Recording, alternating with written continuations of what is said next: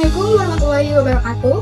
Perkenalkan, nama saya Najwa Dina Amini dengan NIM 1249-210128 dari kelas 3A Prodi Akuntansi Syariah. Di era digital ini, kata pinjol merupakan hal yang tidak asing di tengah kita.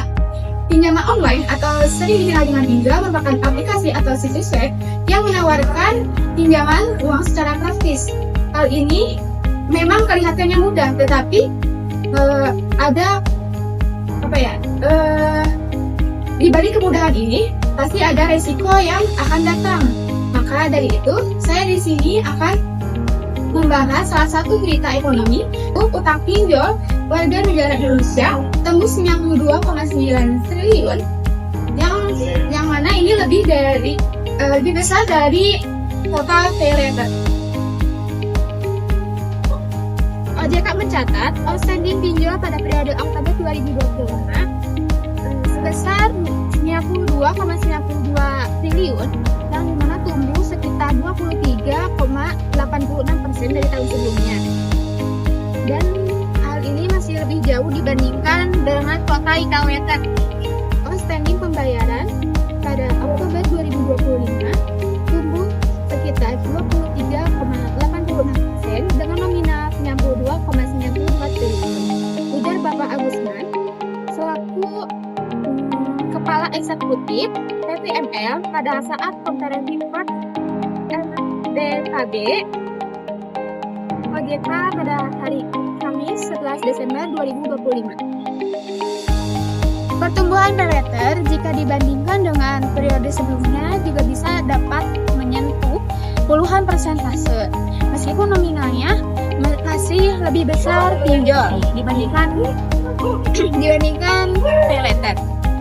Jika total pay letter dengan total pinjol digabung, maka total utang masyarakat Indonesia akan mencapai angka 101,3 triliun pada periode ini. Kenaikan outstanding pay letter seiring dengan penurunan rasio pembiayaan bermasalah dengan NPL plus yang dimana asalnya 2,92% menjadi 2,73% pada periode ini. Yang mengkhawatirkan adalah banyaknya kasus gagal bayar atau gagal dalam melunasi pinjol atau pay letter ini. Statistik OJK mencatat peminjam yang berada di bawah umur 19 tahun melonjak sekitar 763% dibandingkan periode sebelumnya. Dan untuk umur 19 tahun sampai 34 tahun naik sekitar 54,4%.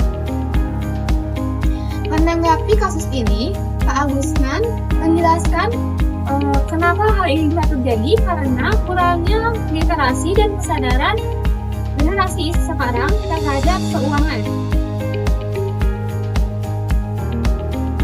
Alasan banyaknya yang terjerat pinjol. Yang pertama, akses pinjol dan pay letter sangat mudah dikarenakan prosesnya yang cepat, juga tidak harus menyertakan jaminan yang rumit seperti bank, karena pinjol dan pay letter hanya cukup dengan KTP. Yang kedua adalah kebutuhan yang mendesak. Alasan ini bisa disambungkan dengan alasan yang pertama, karena masyarakat terdesak untuk mempunyai uang, maka mereka memilih pinjol atau pay letter sebagai alternatifnya, dikarenakan praktis. Yang ketiga, karena keterbatasan akses bank, yang dimana masyarakat ini tidak mempunyai riwayat yang baik di bank tersebut. Dan yang keempat, tergiur promosi, yang dimana pasti banyak lewat iklan-iklan yang berada di HP seperti bunganya yang rendah. Dan alasan terakhir adalah pinjol dipakai untuk kebutuhan konsumtif dibandingkan untuk modal usaha yang produktif. Maka dari itu, bedakanlah yang mana kebutuhan, yang mana keinginan sebelum kalian mengklik pinjaman. Sekian video dari saya, semoga bermanfaat dan wassalamualaikum warahmatullahi wabarakatuh.